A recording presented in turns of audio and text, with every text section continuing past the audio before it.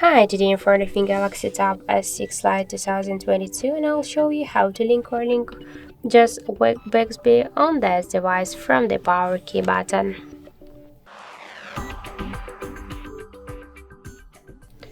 So if you wanna use the Bixby assistant by pressing hold to the power key, you should first open the settings and then scroll down to advanced features. Here click to side key and you'll see here press and hold switch power off menu to wake Bixby.